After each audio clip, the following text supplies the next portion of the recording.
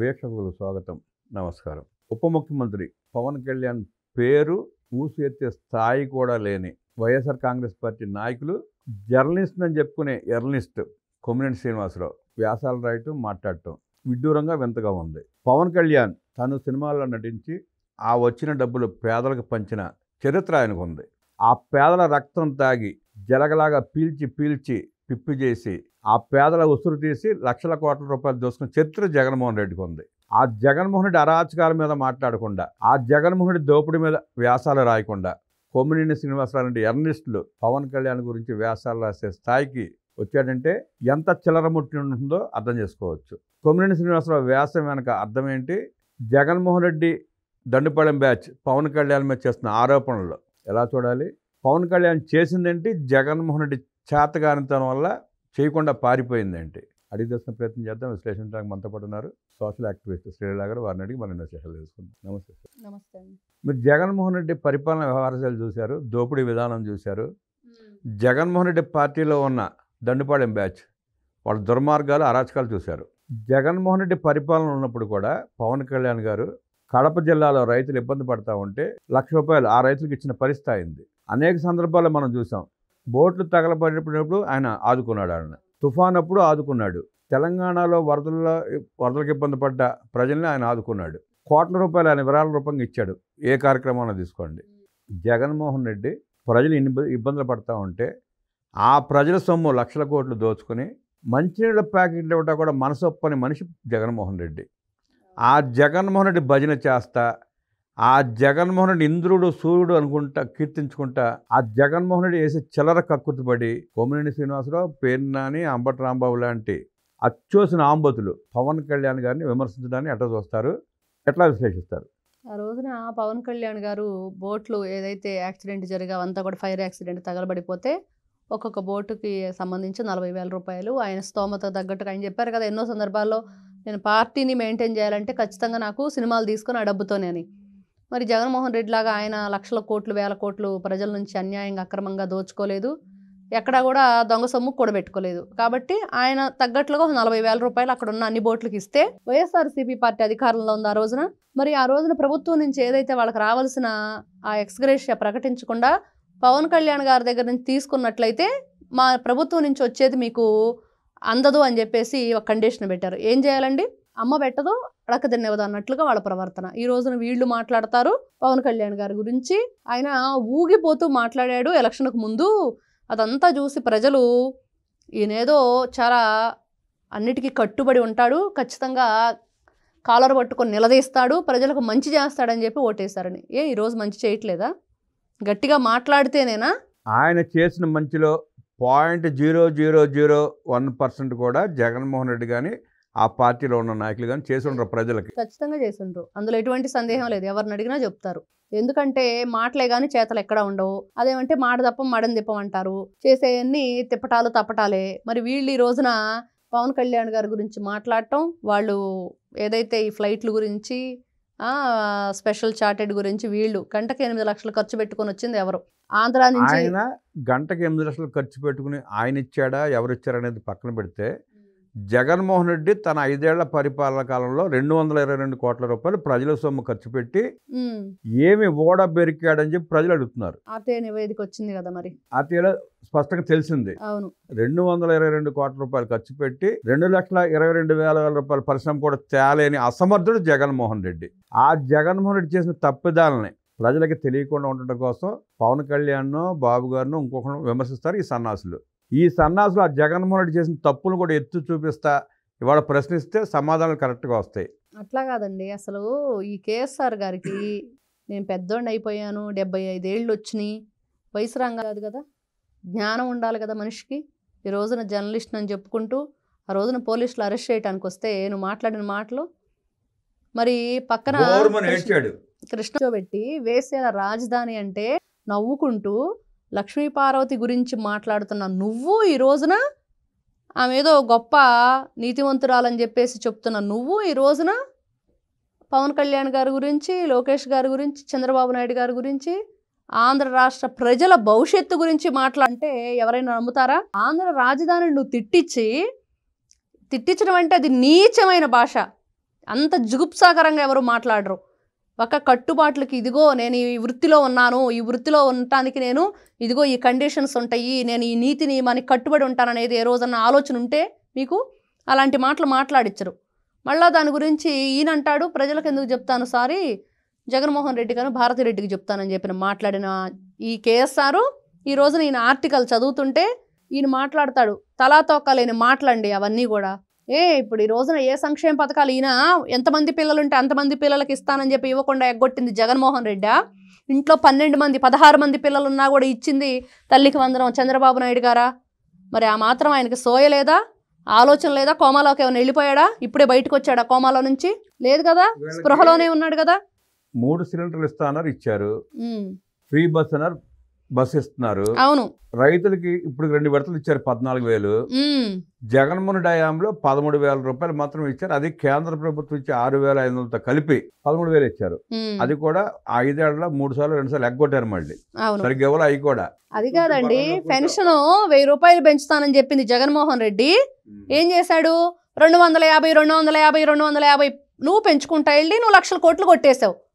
జనాలకు ఇవ్వడానికి డబ్బులు లేవు. అది కుదించి ఇచ్చాడు. 1 నెల తీసుకోకపోతే ఆ 2 నెలలు వాళ్ళకి లేదు కటింగ్. మళ్ళీ సైకిల్ స్కూటర్ ఉంటే కటింగ్, కారు ఉంటే కటింగ్, టీవీ ఉంటే కటింగ్, ఏసీ ఫ్రిడ్జ్ అన్ని రాసుకొని వెళ్ళారు. ఎవరైతే పెన్షన్ ఇవ్వాలా? అలాంటి దుర్మార్గులు ఇవాళ కూటమి ప్రభుత్వం గురించి మాట్లాడుతున్నారు. దేశ సైనికులకి డొనేట్ చేయమంటే 500 రూపాయలు వేసిన అతి పేదవాడు దేశంలోనే జగన్మోహన్ రెడ్డి 500 కోట్లు పెట్టి అక్కడ ప్యాలెస్ కట్టాడు వైజాగ్ లో. అంటే అది ప్రజల సొమ్ముగా, రుషికొండ అంటే ప్రజల సొమ్ము కాబట్టి కట్టించుకున్నారు. మరి అదే ఇతనికి దేశ సైనికులకు ఇవ్వడానికి డబ్బు లేదు కానీ నీ దగ్గర కొట్టేయటానికి మాత్రం కోట్లు లక్షల కోట్లు మాత్రం నువ్వు కూడబెట్టుకున్నావు. వీళ్ళు మాట్లాడతారు కూటమి ప్రభుత్వం గురించి. అసలు ఎంత నిస్సిగ్గుగా మాట్లాడతారు వీళ్ళు. అరే ఇలా మాట్లాడుతున్నామే, నలుగురు మన మొహాను ఉమ్ముతారు. ఊసిన సిగ్గా శరం వాళ్ళకి తుడుచుకెళ్ళిపోతారు. ఏ మాత్రం కొంచెం అంటే కొంచెం కూడా ఏ కోసానా కూడా మీరు కాండ్ నుంచి మొహం మీద ఉమ్మేయండి, వాళ్ళ మొహాల మీద తుడుచుకుని వెళ్ళిపోతారు అంతే. వాళ్ళగా జగన్మోహన్ రెడ్డి తెలిసి చిల్లర 1000-2000 రూపాయలు ఇస్తే చాలు. ఈ రోజున కొమ్మినేని శ్రీనివాసరావు గారు మళ్ళీ గుర్తు చేసుకోవాలి. మీరు ఇలాంటి ఆర్టికల్స్ రాసుకుంటూ వెళితే కరెక్ట్ అయిన పద్ధతి కాదు. మీరు చేసే పని, మీరు వృత్తికే కళంకం తెస్తున్నారు. ఈ రోజున ఎవరిని కూడా ఈ రోజున ఐఏఎస్ఎల్ని, ఐపీఎస్ఎల్ని, డాక్టర్ కళావతినేనండి ఆవిడ రఘురామకృష్ణరాజు గారి కేసులో తప్పుడు రిపోర్ట్ ఇచ్చింది, ప్రభావతి. మరి వీళ్ళందరూ కూడా వాళ్ళ వృత్తులకి కనీసం జర్నలిజంలోనన్నా మీరు మంచి పేరు తెచ్చుకోండి. జర్నలిజం విలువ దిదాచిందే కొమ్మినేని శ్రీనివాసరావు అంటాడు. మరి ఇలాంటి వాళ్ళు వచ్చినాక ఆ వ్యవస్థకు విలువ తగ్గిపోయింది. జగన్మోహన్ రెడ్డి గారు వ్యవస్థలో ఈ సొసైటీలో ఎక్కడ ఎవరిని కూడా వాళ్ళ వృత్తిని వాళ్ళని సక్రమంగా చేసుకొనివ్వలేదు అనేది ఈ రోజున ఒక్కొక్కటిగా వాళ్ళు చేస్తున్న ఏదైతే ఈ రోజున ఒక్కొక్కటిగా బయటపడుతున్నాయి. జగన్మోహన్ రెడ్డి దొంగ అండి, సన్నాసి పాలన చేశాడు, దుర్మార్గపు పాలన చేశాడు, దరిద్ర పాలన చెప్పి అందరికి తెలుసు. ఈ సన్నాసులకు బుద్ధి జ్ఞానం ఉండాలి. అన్నమే తింటున్నారు వీళ్ళు. జగన్మోహన్ రెడ్డి అన్నం తిన్నా దొంగతనాలు చేశాడు, దోచుకున్నాడు. వాళ్ళు తింటున్న అన్నం జగన్మోహన్ రెడ్డి పెట్టేదే కదా. ఎందుకు ఆ బతుకెందుకు బతకడం?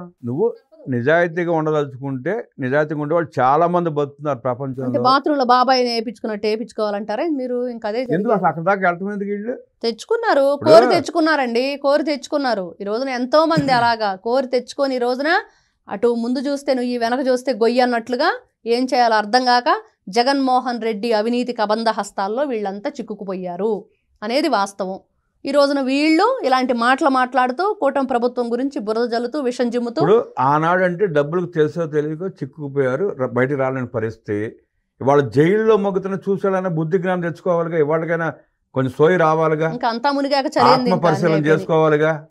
ఎన్ని తప్పులు చేసినా ఒకటే శిక్ష. మనకి వయసు అయిపోయింది, ఊరు పొమ్మంటుంది, కాటు రమ్మంటుంది కదా అని చెప్పి మనం ఏది మాట్లాడినా చెల్లిపోద్ది అనుకుంటే ఎట్ట కుదురుద్ది? అయిపోయింది. ఇంక ఈ రోజున చంపేసినా పోతారు, చంపకపోయినా పోతారు భగవంతుడు పిలిస్తే. కానీ ఇంకా ఇక్కడ దాకా వచ్చిన తర్వాత ఇప్పుడు ఒక మనిషిని చంపిన అదే శిక్ష, 10 మందిని చంపిన అదే శిక్ష. ఒక దొంగతనం చేసిన ఈ రోజున చూస్తున్న పరకామణి కేసులో రవికుమారు ఎన్ని సంవత్సరాల నుంచి చేస్తున్నాడు? ఇప్పుడు ఆ మేనేజర్ పెద్దజీయర్ మఠం నుంచి ఎన్ని రోజుల నుంచి ఒక్కడనే పంపిస్తున్నాడు అక్కడ పరకామణికి? ఎందుకు పంపిస్తున్నాడు? ఎవరైనా ఎంక్వైరీ చేయించారా? చేయించాలా? ఇప్పుడు ఆయనకు శిక్ష ఏంటి? మరి అంతే, ఎన్ని తప్పులు చేసినా శిక్ష ఒకటేనా అన్నట్లుగా బరి తెగించిపోయి ఇష్టానుసారంగా జగన్మోహన్ రెడ్డి గారు ఏదైతే ఈ రోజున పిల్లికి భిక్షంగా పెట్టడు కానీ ఇట్లాంటి వ్యక్తుల్ని ఏ విధంగా ఈ అవినీతి సొమ్ముతో మేపుతున్నాడు.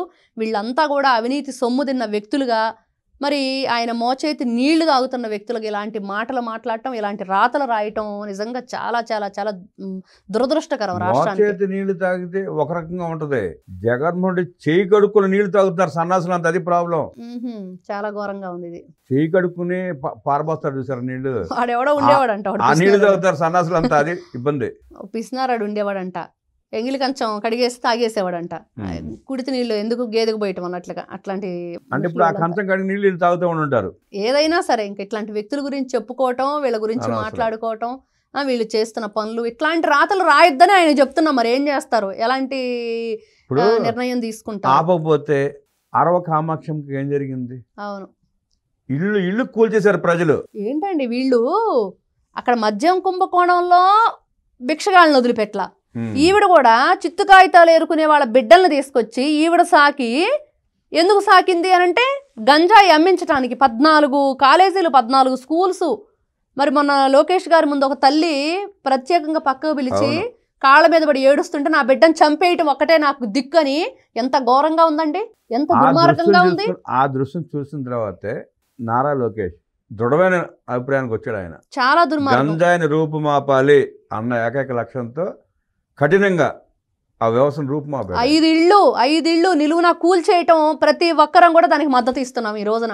ఎందుకంటే రాష్ట్ర భవిష్యత్తు పిల్లలు, నేటి బాలలే రేపటి పౌరులు, వాళ్ళ జీవితాలను వీళ్ళు చిదిమేస్తున్నారు గంజాయి మత్తుతోటి. మరి ఇలాంటి వ్యక్తుల గురించి వైఎస్ఆర్సీపీ పార్టీని అడ్డం పెట్టుకుని ప్రజల నోళ్ళు, అంటే ప్రజలు ఎందుకు భయపడ్డారంటే నిన్న పెంచలయ్యే పరిస్థితి ఏమైంది చూడండి, ఎంత దుర్మార్గంగా ప్రవర్తించారో. అదే గంజాయి అమ్మించే పిల్లల చేతే కత్తులిచ్చి పంపించింది కామాక్షి, పంపించింది. నడి రోడ్డు మీద నిట్ట నిలువన అతను పొడి చేశారు, చంపేశారు. ఇప్పుడు ఈ రపరప ప్లకార్డ్స్ పట్టుకునే వాళ్ళు కానీ, జగనన్నని అరిచేవాళ్ళు కానీ, వాళ్ళంతా గంజాయి మొత్తులనే కదా చేస్తారు. మరి ఈ గంజాయి అనేది రాష్ట్రానికి ఎంత చేటు తెచ్చిపెట్టింది. వైఎస్ఆర్ కాంగ్రెస్ పార్టీలో మిగిలింది నాయకులు, దొంగ నాయకులు మిగిలారు, దొంగలు మిగిలారు. ఈ కార్యకర్తలు ఇట్లాంటి వాళ్ళు అంతా కూడా గంజాయి బ్యాచ్, మాదక ద్రవ్యాలు తీసుకునేవాళ్ళు, చిల్లర గ్యాంగ్, ఇళ్లే జేబులు కొట్టేవాళ్ళు, ఇళ్లే మిగిలారు అక్కడ. ఇంకెవరు సరైన ఎవడో లేడు అక్కడ. ఎంత దుర్మార్గం. మరి దీని గురించి రాయాలి, ఈ కామాక్షి గురించి రాయొచ్చు కదా ఈ ఆర్టికల్. కామాక్షి గురించి జోగి రమేష్ గారి గురించి, అంబటి రాంబాబు గారి గురించి రాయొచ్చు, వైవి సుబ్బారెడ్డి గురించి రాయొచ్చు, భూమన కరుణాకర్ రెడ్డి గురించి రాయొచ్చు. వైఎస్ వివేక కేసులో మొదటి ముద్దాయి అయిన అవినాష్ రెడ్డి గురించి రాయొచ్చు. జగన్మోహన్ రెడ్డి గురించి రాయడానికి రోజు 10 ఆర్టికల్స్ రాయొచ్చు. ఈ కొమ్మినేని శ్రీనివాసరావు ఇంకొక 15 ఏళ్ళు జర్నలిజం చేసిన, 15 ఏళ్ళు రోజుకు 10 ఆర్టికల్స్ రాసిన జగన్మోహన్ రెడ్డి చరిత్ర ముగింపు ఉండదు. అన్ని ఆర్టికల్స్ రాసుకోవచ్చు, బోర్డు సంపాదించుకోవచ్చు నిజాలు రాసి. ఇలా కక్కుర్తిపడి రాయాల్సిన అవసరంలా అబద్ధాలు చెప్పటం, ఇట్లా అబద్ధపు రాతలు రాయటం, అవినీతి చేసి ఈ రోజున నీతులు చెప్పటం వీళ్ళకి సరిపోయింది. ఈ రోజు జగన్మోహన్ రెడ్డి మాట తప్పనో మడమ తిప్పనని, అసలు ఆ మనిషికి మడమే లేదు, తిప్పడానికి మడమ ఉంటే కదా తిప్పడానికి. మాట తప్పను అన్నాడంటే అసలు మాట అంటే ఏంటి తెలియదు, అబద్ధం తప్ప నిజమంటే తెలియదు. సిపిఎస్ రద్దు చేస్తా అన్నాడు, మాట తప్పాడు. మద్యపాన నిషేధం అన్నాడు, మాట తప్పాడు. మద్యం అనేది లేకుండా చేస్తాను. ఇసుక ఫ్రీ అన్నాడు, ఇసుక 1000 కోట్లు సంపాదించుకున్నాడు. ఆ రోజునండి ఇసుక కార్మికుల పరిస్థితి ఎంత భయంకరమైన సిచ్యువేషన్ అంటే, రోడ్డును పడి ఇసుకలే సరిగ్గా పనులు లేక ఎక్కడా కూడా ఎంత వాళ్ళ కడుపు కొట్టేశాడు అన్యాయంగా.